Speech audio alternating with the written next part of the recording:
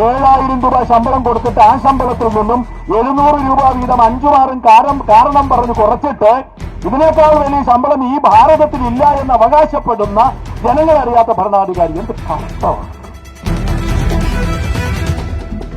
നിങ്ങളെ അടിച്ചമർത്താൻ ശ്രമിക്കും, വ്യാജ പ്രചരണം നടത്തും, നിങ്ങൾക്കെതിരെ കള്ളക്കേസെടുക്കും, നിങ്ങളെ ബുദ്ധിമുട്ടിക്കും. പക്ഷേ നിങ്ങൾ ഈ വെയിലത്ത് ഈ സെക്രട്ടേറിയറ്റ് മുമ്പിൽ ഒരിക്കലും കണ്ണു തുറക്കാത്ത ഒരു രാജാവിനോട് കണ്ണു തുറക്കൂ എന്ന് പറഞ്ഞ് കാത്തിരിക്കുമ്പോ സമരത്തിന്റെ ഭാഗം അടിച്ചമർത്താൻ വേണ്ടി എന്തും പറയും. അതിലൊന്നും നിങ്ങൾ പതറേണ്ടതില്ല. ഇപ്പൊ നിങ്ങൾ ഈ സമരമൊക്കെ വിജയിച്ചു പോയി കഴിയുമ്പോൾ ഒരുപാട് കേസ് നിങ്ങളുടെ പേരിൽ എടുക്കുന്നു. ഇപ്പൊ ഞാൻ വന്നുകൊണ്ട് ഒരു കേസോട് വരാൻ സാധ്യതയുണ്ട്. മറുനാടൻ ചാനൽ എന്നത് നമുക്ക് എല്ലാവർക്കും സുപരിചിതമായ ചാനലാണ്. നമ്മളെ സംബന്ധിച്ചിടത്തോളം ഈ അരികുവൽക്കരിക്കപ്പെട്ട ആളുകളുടെ, പ്രത്യേകിച്ചും ഓരങ്ങളിലേക്ക് തള്ളിയിരിക്കുന്ന അസംഘടിത വിഭാഗങ്ങളെ, സ്ത്രീകളാവട്ടെ മറ്റുള്ള വിഭാഗങ്ങളാവട്ടെ, അവരുടെ ശബ്ദം എടുത്തെടുത്ത് പറയുന്ന അവരുടെ അവകാശങ്ങൾക്ക് വേണ്ടി കൂടുതൽ ശബ്ദമുയർത്തുന്ന ഒരു ചാനലിന്റെ ഉടമ കൂടിയാണ് അദ്ദേഹം. ഇവിടെ എത്തിയിരിക്കുകയാണ്. അതിന്റെ എഡിറ്ററും അതിന്റെ എല്ലാം ആയിട്ടുള്ള ശ്രീ ഷാജൻ സ്കറിയയെ വളരെ സ്നേഹാദരങ്ങളോടെ സംസാരിക്കുന്നതിന് വേണ്ടി ഞാൻ ക്ഷണിക്കുകയാണ്. പ്രിയപ്പെട്ട ആശാ സഹോദരിമാരെ, ഞാനിവിടെ വന്നപ്പോൾ എന്നോട് പലരും ചോദിച്ച ചോദ്യം എന്താണ് ഇത്രയും വൈകിയെന്നുള്ളതാണ്. ഞാൻ ആദ്യമേ പറയട്ടെ, അതിൻ്റെ കാരണം ഇപ്പം നിങ്ങൾക്ക് ഇച്ചിരി കഴിയുമ്പോൾ മനസ്സിലാവും എന്താണ് വൈകിയെന്ന്. കാരണം ഇപ്പം നിങ്ങൾ ഈ സമരമൊക്കെ വിജയിച്ചു പോയി കഴിയുമ്പോൾ ഒരുപാട് കേസ് നിങ്ങളുടെ പേരിൽ എടുക്കുന്നു. ഇപ്പം ഞാൻ വന്നുകൊണ്ട് ഒരു കേസോട് വരാൻ സാധ്യതയുണ്ട്. ഈ കേസ് വരുമ്പോൾ നമുക്കതിനെ അതിജീവിക്കാൻ എളുപ്പം. പക്ഷെ പിന്നീട് ഇതിന് പുറകെ നടക്കേണ്ടി. ഞാൻ ഇന്നലെ 2 കേസുണ്ടായിരുന്നു എനിക്കൊന്ന്. ഞാൻ ഇന്നലെ വരാമെന്ന് പറഞ്ഞിരുന്നു. ഒന്ന് എറണാകുളത്തായിരുന്നു. എറണാകുളത്തെ കേസ് രാവിലെ കഴിഞ്ഞിട്ട് നേരെ പത്തനംതിട്ടയിലും പോയിട്ടാണ് ഞാൻ തിരിച്ചു വരുന്നത്. നാളെ വീണ്ടും എറണാകുളത്ത് പോകണം. അതുകൊണ്ട് ഈ യാത്ര ഒരുപാടുള്ളത് കൊണ്ടാണ്. പക്ഷെ ഇതൊന്നും ഭയപ്പെടേണ്ട കാര്യമല്ല. നമ്മൾ ഉയർത്തിപ്പിടിക്കുന്ന നമ്മുടെ മൂല്യം, നമ്മുടെ സത്യം, നമ്മുടെ ശരി, അതിൻ്റെ പേരിൽ കേസുണ്ടാകുമ്പോൾ മാത്രമേ നമ്മളുടെ നിലപാട് ശരിയാണെന്ന് നമുക്ക് ബോധ്യമാവൂ, വിജയമുണ്ടാവൂ.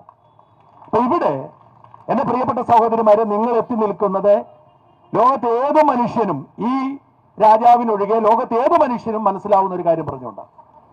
രാജാവിനെ കുറ്റം പറഞ്ഞൊരു കാര്യമില്ല. ഒരു വലിയ കൊട്ടാരത്തിന്റെ അകത്ത് മന്ത്രി പൊങ്കോന്മാരുടെ സഹായത്തോടുകൂടി രാജാവ് ഇങ്ങനെ നാട് ഭരിക്കുമ്പോൾ സ്വാഭാവികമായി രാജാവിന് ജനങ്ങളുടെ വിഷമം അറിയത്തില്ല. നിങ്ങൾക്ക് ചോറില്ലെങ്കിൽ നിങ്ങൾ റൊട്ടി കഴിക്കൂ എന്ന് പറയുന്ന രാജാവ് അവിടെ ഇരുന്നുകൊണ്ട് ഇങ്ങനെ പറഞ്ഞുകൊണ്ടിരിക്കും. പക്ഷേ നിങ്ങളുടെ നീതിക്ക് വേണ്ടിയുള്ള പോരാട്ടം നിങ്ങൾ ചോദിക്കുന്നത് 7000 രൂപ ഒന്ന് കൂട്ടിത്തരണമെന്നാ. അല്ല, ഞാൻ അതിന്റെ വിശദാംശങ്ങളിലേക്ക് പോയപ്പോൾ എനിക്ക് മനസ്സിലായത് 7000 കിട്ടുന്നവരും കുറവാന്നല്ലേ. 7000 ഓരോ വകുപ്പ് പറഞ്ഞു കുറയ്ക്കുക. ഏതാ ഈ കൊച്ചു കേരളത്തിൽ ഒരുപാട് അവകാശങ്ങളിലൂടെ നമ്മൾ പല നേട്ടങ്ങളും കൊയ്തു എന്ന് പറയുന്ന കൊച്ചു കേരളത്തിൽ 7000 രൂപ ശമ്പളം കൊടുത്തിട്ട് ആ ശമ്പളത്തിൽ നിന്നും 700 രൂപ വീതം 5 കാരണം പറഞ്ഞ് കുറച്ചിട്ട് ഇതിനേക്കാൾ വലിയ ശമ്പളം ഈ ഭാരതത്തിൽ ഇല്ല എന്ന് അവകാശപ്പെടുന്ന ജനങ്ങളറിയാത്ത ഭരണാധികാരി എന്ത് കഷ്ടമാണ്. ഞാൻ ആദ്യമേ നിങ്ങളോടൊരു കാര്യം പറയട്ടെ, നിങ്ങളുടെ സമരം വിജയിക്കും. കാരണം സത്യം വിജയിക്കും എന്നതിന്റെ തെളിവാണ് ഈ നിങ്ങളുടെ മുമ്പിൽ നിൽക്കുന്ന ഞാൻ. ഇന്നും സത്യം പറയുന്നതിന്റെ പേരിൽ മാത്രം ഈ സർക്കാരിനാലും ഇതിനു മുമ്പുള്ള സർക്കാരുകളാലും, ഞാൻ ഒരു സർക്കാരിനെ മാത്രം കുറ്റം പറയുന്നില്ല. ഞാൻ ഈ പണി തുടങ്ങിയിട്ട് 17 വർഷമായി. സ്വതന്ത്ര മാധ്യമ പ്രവർത്തനം തുടങ്ങിയിട്ട് 17 വർഷം. അതിന് മുമ്പ് മെയിൻ സ്ട്രീം പത്രങ്ങളായിരുന്നു. എന്റെ കൂടെ ഉണ്ടായിരുന്ന അനിൽ, ഇപ്പോഴും ഞാൻ 32 കൊല്ലമായിട്ട് അനിൽ ഇവിടെ ഞാൻ വരുമ്പോൾ ക്യാമറയായിട്ട് നിൽക്കുന്ന. അന്നുണ്ടായിരുന്നപ്പോൾ നമുക്ക് എന്തെങ്കിലും കുഴപ്പമുണ്ടെങ്കിൽ പത്രസ്ഥാപനം നോക്കുമായിരുന്നു, കുഴപ്പമില്ലായിരുന്നു. 17 കൊല്ലമായി ഞാൻ ഈ സ്വതന്ത്ര പത്രപ്രവർത്തനം തുടങ്ങി അന്ന് മുതൽ കേസുണ്ട്. ഈ സർക്കാരിനെ മാത്രം ഞാൻ കുറ്റം പറയുന്നില്ല. ഇതിനു മുമ്പ് ഉമ്മൻചാണ്ടി സർക്കാരിന്റെ കാലത്ത് 22 കേസായിരുന്നു. സൈബർ ആക്ട് അനുസരിച്ച് എനിക്ക് 22 കേസ്, അതെല്ലാം ഞാൻ ജയിച്ചു. അതുകൊണ്ട് സത്യം പറയുമ്പോൾ നമുക്ക് പ്രശ്നങ്ങൾ ഉണ്ടാവും. പക്ഷേ ഈ പ്രശ്നങ്ങളെ ഭയന്ന് വീട്ടിലിരുന്നാൽ എല്ലാ ഭരണാധികാരികളും അടിച്ചമർത്തിക്കൊണ്ടിരിക്കും. സാധാരണ മനുഷ്യന്റെ അവകാശം സംരക്ഷിക്കാൻ കഴിയില്ല. ഇവിടെ നിങ്ങൾ പോരാടുന്നത് ജീവിക്കാനുള്ള അവകാശത്തിന് വേണ്ടിയാ. ഭരണഘടന ഉറപ്പ് നൽകുന്ന, ഐക്യരാഷ്ട്രസഭ ഉറപ്പ് നൽകുന്ന മനുഷ്യാവകാശത്തിന് വേണ്ടിയാ. അതുകൊണ്ട് നിങ്ങളുടെ പോരാട്ടം ജയിക്കും. ഞാൻ ഈ കാര്യത്തിൽ ഈ സംഘാടകരോട്, മെയിൻ സംഘാടകരോട് എനിക്ക് നന്ദി. ഞാൻ പലരും എന്നോട് ചോദിക്കാറുണ്ട്, പലരും എന്നെ ബ്രാൻഡ് ചെയ്യാറുണ്ട്. എന്റെ രാഷ്ട്രീയം ചിലർ പറയും സംഘിയാന്ന്, പക്ഷെ സംഘികൾ പറയും കൊങ്ങിയാന്ന്, അവർ പറയും അങ്ങനെ പലരും പറയും. പക്ഷെ എന്റെ രാഷ്ട്രീയം എക്കാലത്തും ഒന്നാ. ഞാൻ പറയാറുണ്ട്, ഈ നാട്ടിലെ രാഷ്ട്രീയ പാർട്ടികളുടെ തണലിലല്ലാതെ, ആരുടെയും ആശ്വാസം കിട്ടാതെ അസംഘടിതരായി കഴിയുന്ന സാധാരണ മനുഷ്യരുടെ രാഷ്ട്രീയം എന്താണോ അതാണ് എന്റെ രാഷ്ട്രീയം. അതിന് മതമില്ല, രാഷ്ട്രീയമില്ല, ഒന്നുമില്ല. ഇവർക്കൊക്കെ പ്ലാച്ചിമട സമരത്തോട് സഹകരിച്ചിട്ടുണ്ട്. 6 മാസം മേധാ പട്കറൊക്കെ നർമ്മദാ തീരത്ത് ഞാൻ സമരം ചെയ്തിട്ടുണ്ട്. എല്ലാ ജനകീയ പ്രശ്നങ്ങളോടും ചേർന്ന് നിൽക്കും. ആദിവാസികളെ, സ്ത്രീകളെ, ദളിതരെ, അസംഘടിതരായ തൊഴിലാളികളെ. പലർക്കും അറിയാം, ഇപ്പം പ്രകാശനൊക്കെ അറിയാം. ഏറ്റവും കൂടുതൽ മറുനാടൻ പിന്തുണയ്ക്കുന്ന ഒരു സംഘടനയാണ് UNA അല്ലെങ്കിൽ നേഴ്സുമാരുടെ സംഘടന.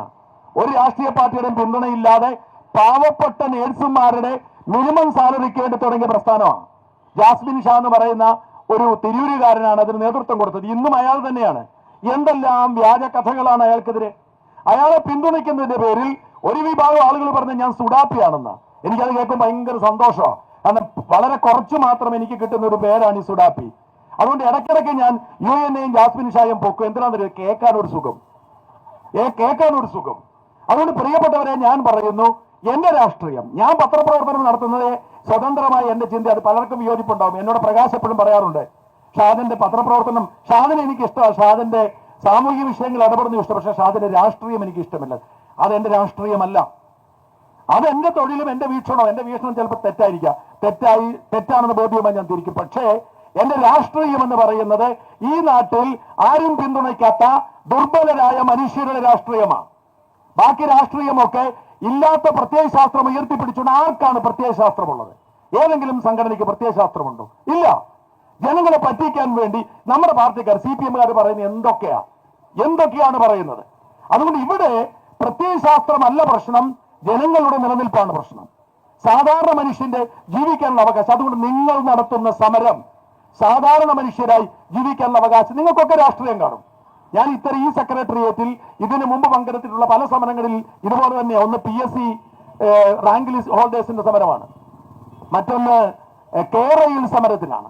ഇതൊക്കെ എല്ലാ രാഷ്ട്രീയ പാർട്ടികളുമുള്ള സമരമാണ്. നിങ്ങളെ അടിച്ചമർത്താൻ ശ്രമിക്കും, വ്യാജ പ്രചരണം നടത്തും, നിങ്ങൾക്കെതിരെ കള്ളക്കേസ് എടുക്കും, നിങ്ങളെ ബുദ്ധിമുട്ടിക്കും. പക്ഷേ നീതിക്ക് വേണ്ടി നിലയുറപ്പിക്കുമ്പോൾ ഇതൊക്കെ നിങ്ങളുടെ ജീവിതത്തിന്റെ ഭാഗമാണെന്നും അത് അനുഭവിച്ചാൽ മാത്രമേ ഈ സമൂഹം നിലനിൽക്കൂ, നിങ്ങൾ ഈ സമൂഹത്തിന് വേണ്ടിയാണ് നിലനിൽക്കുന്നത് എന്ന് ബോധ്യമാകുമ്പോൾ പ്രശ്നം തീരും.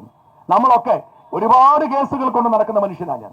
ഒരുപാട് കേസുകൾ, ലക്ഷക്കണക്കിനും കോടിക്കണക്കിന് രൂപ പലരും വാഗ്ദാനം ചെയ്യും, വലിയ സമ്മർദ്ദങ്ങൾ നേരിടും. പക്ഷേ അത് മേടിച്ച് വീട്ടിൽ പോയി ഭാര്യയും പിള്ളേരെ നോക്കിയിരുന്ന ഒരു സുഖമില്ല, ഒരു കാര്യമില്ല. ഏതു നിമിഷവും തട്ടിപ്പോകാവുന്ന മനുഷ്യരാണ് നമ്മളൊക്കെ. ഏതു നിമിഷവും തട്ടിപ്പോവും. ആർക്കും ഉറപ്പില്ലാത്ത ഒന്നാണ് ആയുസ്. അതുകൊണ്ടാണ് നമുക്ക് ഓരോ മനുഷ്യനും ഒരു ധർമ്മമുണ്ട്, ഒരു ചുമതലയുണ്ട്. ഒരു ആശാരിയാണെങ്കിലും മേസ്ത്രിയാണെങ്കിലും നഗരസഭയിൽ ജോലി എടുക്കുന്നവനാണെങ്കിലും അവന്റെ പണി വൃത്തിയായി ചെയ്യുക എന്നാണ് അവന്റെ പ്രഥമമായ ധർമ്മം. എന്റെ തൊഴിൽ പത്രപ്രവർത്തന, അത് വൃത്തിയായി ചെയ്യുക, മുഖം നോക്കാതെ ചെയ്യുക. അത് ചെയ്യുമ്പോ നിങ്ങളെ കാണാതിരിക്കാൻ ഇനി കഴിയില്ല. നിങ്ങൾ ഈ വെയിലത്ത് ഈ സെക്രട്ടേറിയറ്റ് മുമ്പിൽ ഒരിക്കലും കണ്ണു തുറക്കാത്ത ഒരു രാജാവിനോട് കണ്ണു തുറക്കൂ എന്ന് പറഞ്ഞ് കാത്തിരിക്കുമ്പോ നിങ്ങളുടെ പ്രതീക്ഷയുള്ള ആ മുഖമുണ്ടല്ലോ, ആ മുഖത്തെ സംരക്ഷിക്കണം, സഹായിക്കണം. ചെയ്യുന്നത് അതാണ്. ഞാൻ വന്നില്ലെന്നേ ഉള്ളൂ. ഈ സമരം തുടങ്ങിയപ്പോൾ മുതൽ ഞങ്ങളുടെ പ്രസ്ഥാനം നിങ്ങളെ സഹകരിക്കുക. എന്റെ റിപ്പോർട്ടർമാർ എക്കാലത്തും ഇവിടെ ഉണ്ടായിരുന്നു, ഇന്നും വന്നിട്ടുണ്ട്. പ്രിയപ്പെട്ടവരെ, ഞാൻ ദീർഘിപ്പിക്കുന്നില്ല. ഇങ്ങനെ നമ്മുടെ നാട്ടിൽ അസംഘടിതരായ ഒരുപാട് മനുഷ്യരുണ്ട്. അവരാരും ഏതെങ്കിലും രാഷ്ട്രീയ പാർട്ടിയുടെ പിണിയാളുകളല്ല. അവർ സമരം ചെയ്യുമ്പോൾ, അവർ അവകാശം ഉന്നയിക്കുമ്പോൾ സംഘടിതരായവർ പറയും നിങ്ങൾ കുഴപ്പക്കാരാണ്. ഞാനിപ്പോ ഈ കഴിഞ്ഞ ദിവസങ്ങളിൽ ഇവിടുത്തെ CPM നേതാക്കളുടെ പ്രസംഗം കേൾക്കും. അവരൊക്കെ പറയുന്നത് ഇവിടെ ആളില്ലെന്ന് പറയുന്നു, ചിലര് ഉള്ളവരൊക്കെ കൂലിക്ക് വന്നവരാന്ന് പറയുന്നു. ആശാവർക്കർമാർ, ഇന്നലെ ഒരു വനിതാ നേതാവിന്റെ പ്രസംഗം കേട്ടു. ആശാവർക്കർമാർ ആരെങ്കിലും ഉണ്ടെങ്കിൽ പണിതെടുക്കുമെന്ന്. വെറുതെയാ, പേടിപ്പീര. വിഴിഞ്ഞത്ത് അവിടുത്തെ മത്സ്യത്തൊഴിലാളികൾ അവരുടെ അവകാശത്തിന് വേണ്ടി സമരം ചെയ്തപ്പോ എല്ലാവരെയും രാജ്യദ്രോഹികളാക്കി. നിങ്ങൾ കാണുന്നില്ലായിരുന്നോ? എന്നിട്ട് ആരെങ്കിലും എല്ലാ രാജ്യദ്രോഹികളെല്ലാം ഇപ്പൊ ജയിലിലാണോ?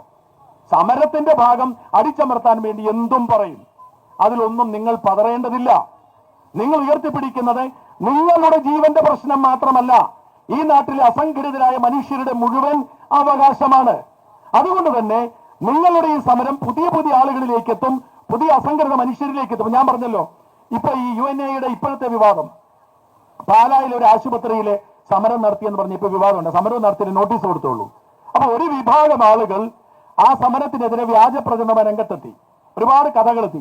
ഞാൻ ഇന്ന് ജാസ്മിൻ ഷായോട് വിളിച്ചപ്പോൾ ജാസ്മിൻ ഷാ എന്നോട് പറഞ്ഞത്, പാലായിൽ ഒരു ആശുപത്രി നോട്ടീസ് കൊടുത്തു, ഇവരത് ഓളമാക്കി. അതുകൊണ്ട് ഇപ്പോ പാലായിലെ എല്ലാ ആശുപത്രിയിലും UN തുടങ്ങാൻ പോകാന്ന് പറഞ്ഞു. 1200 പേര് അംഗത്വം എടുത്തു. ഏതാണ്ട് 10-30 പുതിയ യൂണിറ്റുകൾ തുടങ്ങി. അതാണ് സമരത്തിന്റെ പ്രത്യേകത. വ്യാജ പ്രചരണം നടത്തുന്നവർക്കറിയാം അവർ പറയുന്നത് വ്യാജമാണെന്ന്. അതുകൊണ്ട് നിങ്ങൾ പതറരുത്, നിങ്ങൾ തുടരുക. നിങ്ങളുടെ സമരം ആയിരക്കണക്കിന് ആളുകൾ ഏറ്റെടുക്കും. ഈ നാടിന്റെ വിഷയമായി മാറും. 27,000 ആശാവർക്കർമാരുടെ മാത്രം വിഷയമല്ല, ഈ നാട്ടിൽ അസംഘടിതരായ മുഴുവൻ മനുഷ്യരുടെയും വിഷയമാണ്. നിങ്ങൾ അതിന് നേതൃത്വം കൊടുക്കുന്നത് മാത്രം. നിങ്ങൾ വിജയിക്കും. വിജയിക്കാതിരിക്കാൻ നിങ്ങൾക്ക് സാധ്യമല്ല. നിങ്ങൾക്കൊപ്പം നന്മയുള്ള സകല മനുഷ്യരും ഉണ്ടാവും. ഒടുവിൽ കണ്ണു തുറക്കാത്ത രാജാവിനും പരമ്പരയ്ക്കും കണ്ണു തുറക്കേണ്ടി വരും. വിജയിച്ചേ മടങ്ങൂ. അതുവരെ തുടരുക. നിങ്ങളോടൊപ്പം ഉണ്ടാവും. ജയ് ഹിന്ദ്.